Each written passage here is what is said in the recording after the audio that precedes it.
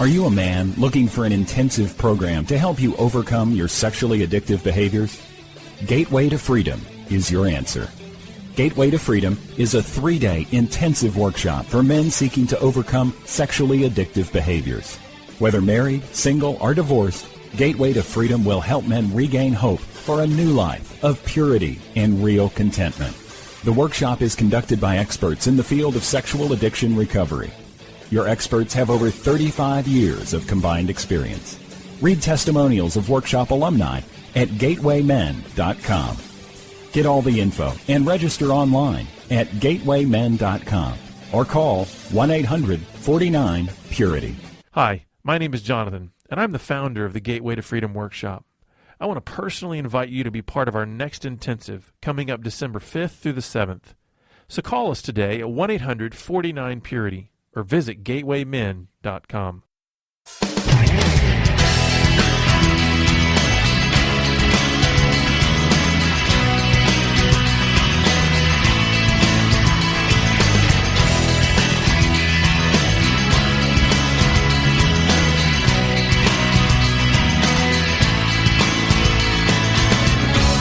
Welcome to Pure Sex Radio, training men, educating women. Are you ready to get real and start living each day in purity? This dynamic program is designed to educate, encourage, and equip listeners with the tools necessary for living a life of sexual purity. Pure Sex Radio brings you the best in mobile talk radio. Listen to real-life struggles, learn how to overcome lust, pornography, and sex addiction, and get serious about purity. Your hosts for Pure Sex Radio are Jonathan Doherty and Stephen Cervantes. Jonathan is the director of Be Broken Ministries and founder of the Gateway to Freedom Workshop for Men. Stephen is the founder of the Hope Counseling Center. Visit us online at puresexradio.com. And now, please welcome Jonathan and Stephen on Pure Sex Radio.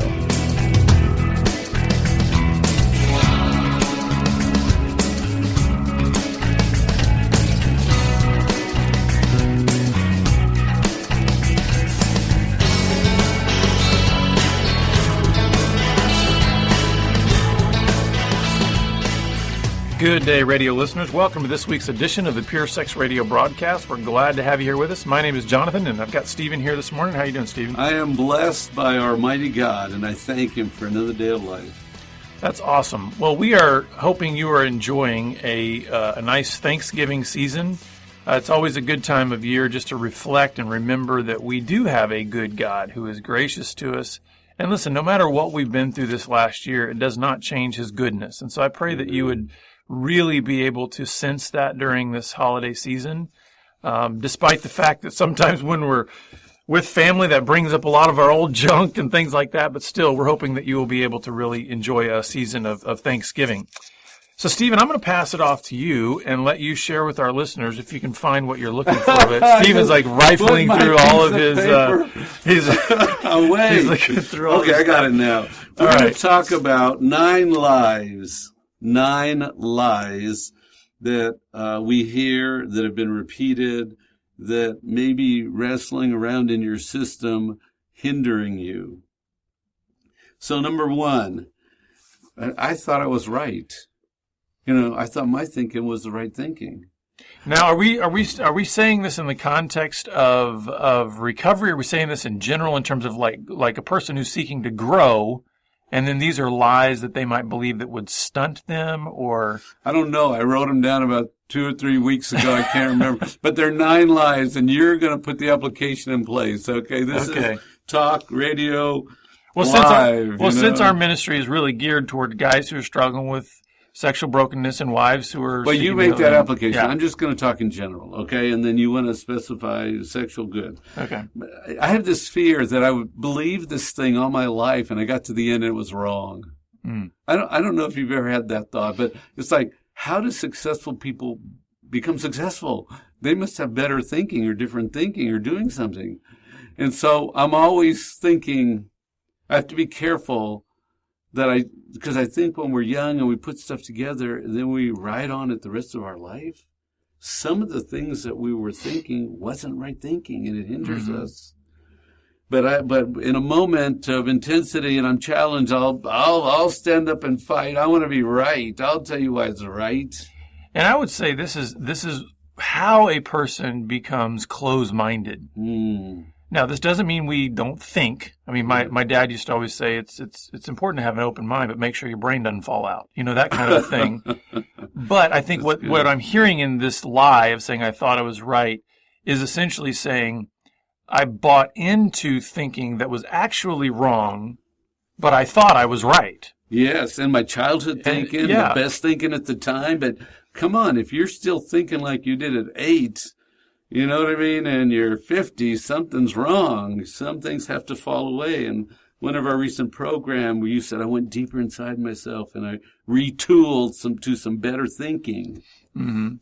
So we're talking about things that we tell ourselves that hinder us, because some of our thinking isn't great thinking. Some of our definition of ourself, some of the things we repeat and believe about ourselves, right? And some of the things spoken over us that we just took in.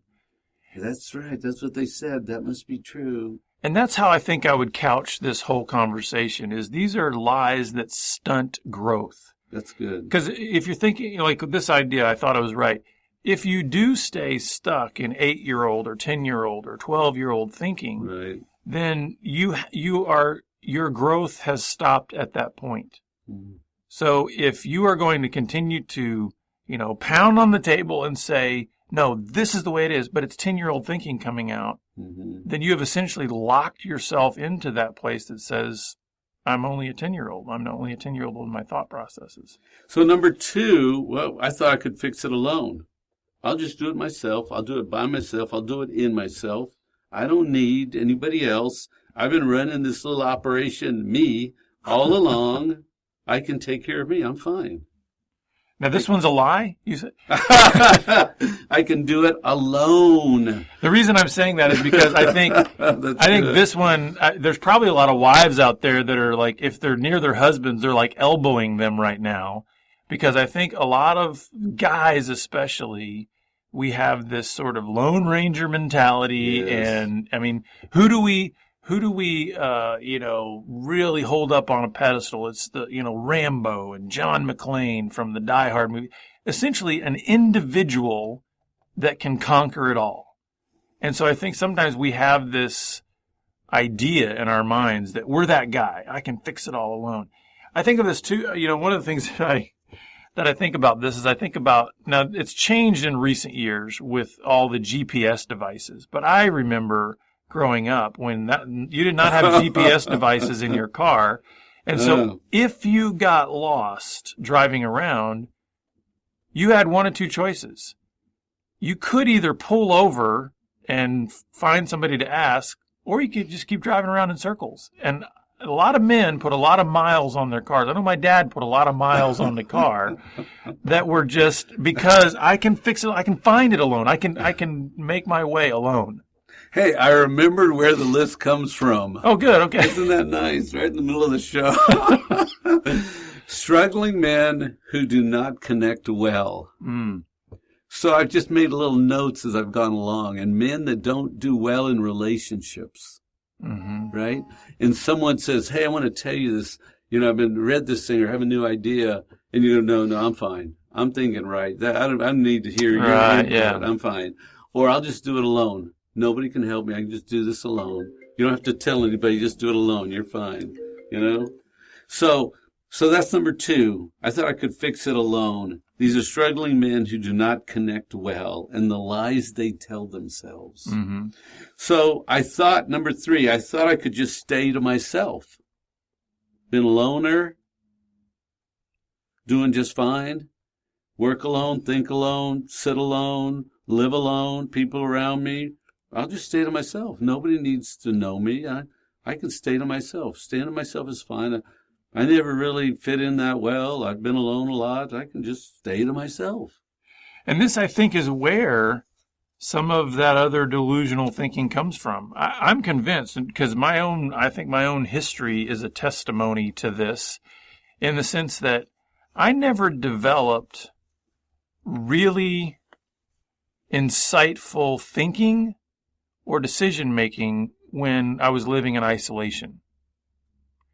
And keep playing that out. In isolation, you're just repetitive. Well, because what an addict does is isolates into himself. Right. And so I was never able in myself alone to really have a depth of thought, a depth of ideas. It's sort of stagnant, right? What ends up happening is one little pool of ideas. Yeah, you just kind of keep spinning the same ideas, and they get stale and stagnant, and Right. and a lot of them are wrong, and they don't work because you need know? to go act out. That's a solution, right, to bad thinking. Yeah. So this idea of I thought I could just stay to myself. Well, you can, but you're not going to grow. You're not going to be attached. You're not going to have healthy relationships. And so you see some men that are grown, mature men, 50, 60, and they're off by themselves, and they don't talk well. They don't connect well. They don't have new ideas. They don't go back and forth and enjoy community, relationship, interaction. They just sort of stay to themselves. Mm-hmm. And it's because growing up, maybe they were left to themselves. Yeah. Maybe they had to be alone.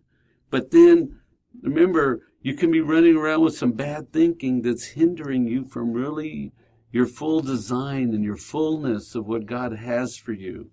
And so if you were left alone, you might believe now, I can just stay alone. I'll be fine. I can stay to myself. Yeah, and that there's no negative repercussions of that, And I think what it leads to is a real kind of emptiness and dissatisfaction in life. Sometimes that people can't even put their finger on because they're just, like you said, they're accustomed to this. Mm-hmm.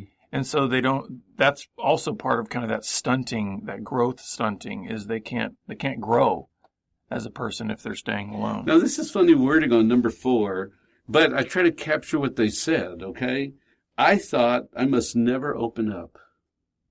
I just thought to myself, not I shouldn't, or no, it's not a good idea, but I thought I mustn't. It's like a rule. I had this rule.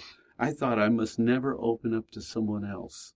And I'll be okay if I just don't open up. If I just sort of keep the door closed, keep me inside, and never open up, I'll be fine.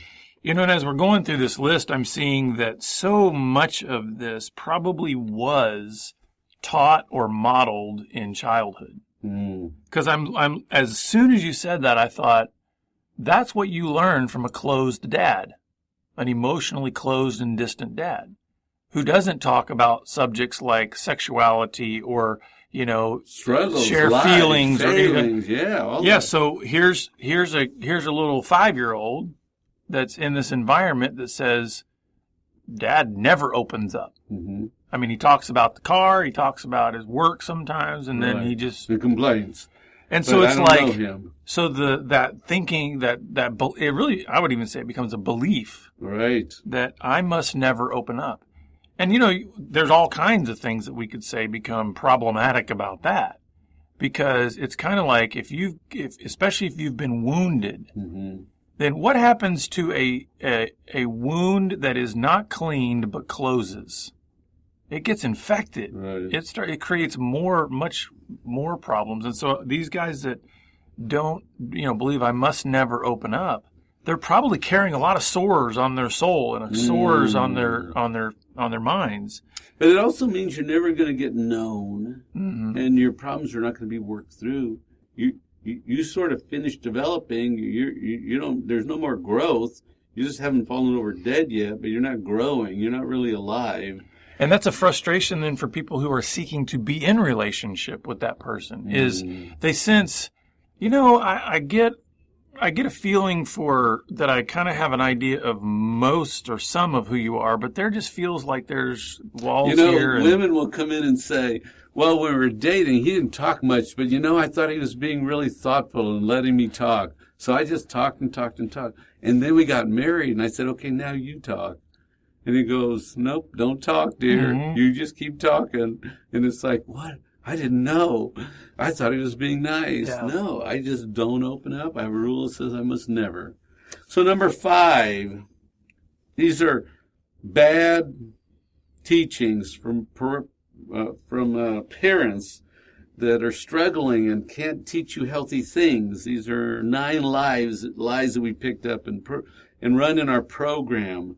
So number 5 is I cannot trust anyone. And when you flash back to childhood, if home was not safe, don't trust.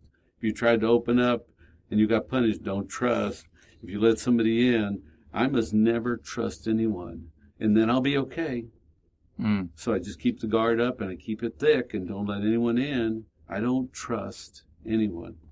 You know, and I hear in that statement that there have probably been a lot of fearful things and betrayals that have happened in this person's life, on some level and at some point in time. Because I think when you think about children, especially when they're young, toddler age, I really believe there's a natural inborn trust that children have. I'll give you an example. There was a moment when my kids were really young. My son was probably maybe 3 or 4, something like that. And all of my kids, all 3, they were jumping around on our bed in our bedroom. You know, just playing, having fun. I'm standing about 3 feet away from the bed. And it's a good thing I could see out of the corner of my eye. My son just flies off of the bed in my direction. Didn't say, "Hey, Dad." I mean, just jumps in my direction, arms out like that. I turned and caught him real quickly, and he's giggling, and I throw him back on the bed, and I'm thinking, you know, in that moment, the trust he had, I mean, he was like, he wasn't saying, "Now, do I trust Dad?" I mean, he just flung himself off. Yeah. So I think you have to learn to not trust. I think we're born with this sense of, I'm going to trust whoever's the adult in my life, you know? And so this idea of saying, I cannot trust anybody, that's a person, again, who's been modeled, who's had betrayal, who's had broken trust, who's been kind of retrained out of their initial inborn trust. And I think if you think about it, if you believe you cannot trust anybody, you aren't going to have close relationships. You probably are going to isolate. You probably are going to have a lot of maybe depression, loneliness. There's no safe place, right? There's no safe place. So number 6, I can never get out of this doubt and confusion. All my life I've lived in doubt and confusion, uncertainty. I don't think I'll ever get out of it. I've had it all my life. It swims in my head, and sometimes I distract myself and watch some TV, but I can never get out of this doubt and confusion I've had. Well, and, you know, it's interesting. That kind of, these start to kind of weave together a little bit, you know, because I think about this, I can never get out of the doubt and confusion. But you go back to number 1, I thought I was right. You know what I mean? So if you weave those together, it's like you've got this person that's probably got a lot of doubt and confusion, but they think they're right. You know, so it's really difficult. I mean, it starts to become a really convoluted kind of. Well, and don't you think a lot of us are on the inside? We picked up a lot of childhood thinking and other people's thinking, and people imposed, and we had to survive difficult situations. We had to figure it out on our own, right? And so the truth that you can be known, and what I've learned in counseling is people are repetitive. People are very knowable, and people are very simple, actually. If you just listen, they'll walk you right through the process. And so that's kind of fun when I get to share that. Start writing down your thoughts. And guess what? If you write about 10 down, and then you start writing them all over again. There's only 10 of them. You repeat. You do one, then you do the next one, the next one. And if you want to know them, you can know them because you repeat them all day long. You know what I mean? But you don't think you can know them. Yeah. So number 7, I must take care of me. No one else will take care of me. I must take care of me, myself, because no one really is there to take care of me. So I fight for me. I get the first piece of cake. I go first. I make sure I get served. I better take care of me because nobody's taking care of me. Now this, I can maybe hear some listeners out there, because some of these other ones, it's like, okay, we're calling these lies, right? 9 lies that stunt growth and that keep us detached and things like that. But I can hear some people out there that say, but this one's true. So how would you couch this as a lie? Is it something where let's think about this a minute, because when these are absolute, I think they're lies. Because aren't you sort of taking care of me in this conversation? When I pause, you talk, and aren't we sitting and being social? And on some level, you and I are doing ministry together to serve people. And this is your office we're sitting in. And you invite me in. You're taking care of me. And so, but if I say, no, I can't because no one takes care of me, that's a lie. Mm-hmm. Lots of people want to help you and try to help you and ask about you and share their food with you or their money with you or their time with you. You know, when a church opens up and a minister speaks, you didn't pay for that service. Mm-hmm. That's someone that donated money a long time ago that built a building that said, I want the Christians to be taken care of and I want them to get out of the rain and sit in this building. Well, someone was looking out for you, you know? And so what I hear in this and the lie that's in here is that this is maybe somebody who's clinging to self-pity, maybe who's kind of clinging to a victim status or something. Yeah, because I hear a lot of victim talk in this. Mm-hmm. I must take care of me. No one else will take care of me. The idea of I'm just this loner victim of my circumstance, and nobody wants to have anything to do with me. Jesus says, if you give, you will be taken care of. You will receive, right? Don't go take care of you thinking you got to take care. Get all obsessed with you, because when you give, other people give back, right? So number 8, I must be in control. Now, don't step on my toes here, because this one really resonates with me. Because really, in healthy relationship, control goes back and forth. Yeah. But when somebody says, I have to be in control, it's a lie. It makes them have to be the strong one, the right one, the last one standing, the bully. But that's not really how life is, right? We give control back, and we even let our kids control sometimes. Hey, where do you want to go eat? Right, yeah. McDonald's? Because they have balls and you can jump up in the ball. I forfeit my adulthood so you can go play in those balls at McDonald's, jump around. I gave you control. And here's the thing, I think about this one. The key here is the saying of I must be in control. And that, to me, even goes back to number 1 when it says I thought I was right. You could also say, I must be right. In other words, I have to be right. Yeah. Otherwise, I can't feel safe. I can't feel heard, whatever. And this one about I must be in control, again, that's saying, all of these really have a real self-focus, right? They all start with I. And a survival, right? Yeah. There's a self. There's a survival part to this. There's a confusion to it. It's almost like a child put it together, right?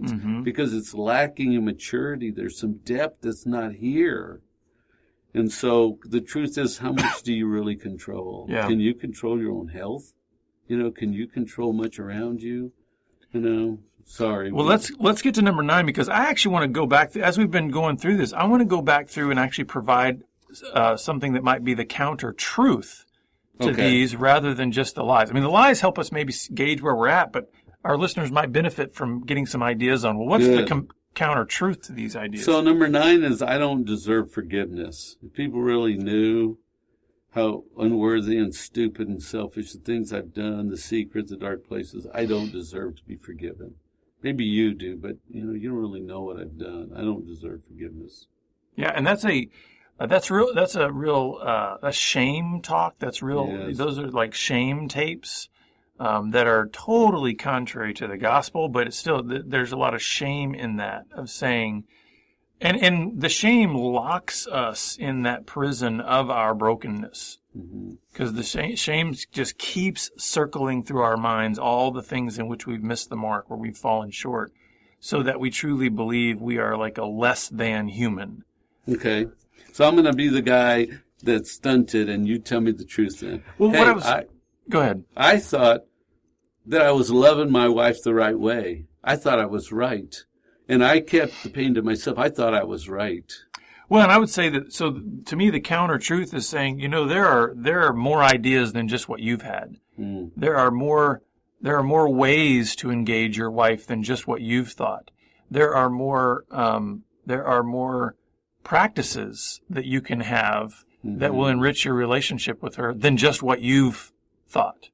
And can you open yourself up to those other ideas? And we're having this conversation because you're in pain and she's in pain and you're failing, right? Number 2, I thought I could fix it alone. I don't need to get help. I can fix it alone. Nobody's going to help me. I can do it alone. I've been alone all my life. I can fix this. I'm actually going to put 2 and 3 together if we can.